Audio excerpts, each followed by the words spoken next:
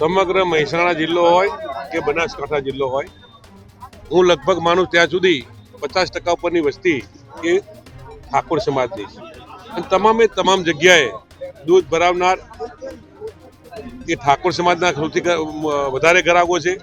ગામડા પણ ઠાકોર સમાજના છે, પણ પૈસાની લાલચ આપી દર મંડળીએ હું માનું ત્યાં સુધી મને જે વાત મળી છે ત્યાં સુધી 3 ને 4 ને 5 લાખ રૂપિયા આપી અને એમના મનગમતા માણસોનો ઠરાવ કરાવડાવી અને બીજા માણસોના ફોર્મ ભરવામાં પણ સહી નહીં કરવાની એવું સરકારનું દબાણ ઊભું કરી અને એક તરફી જે ડેરીની ચૂંટણી થઈ છે એની સાથે એમને વાંધો હતો.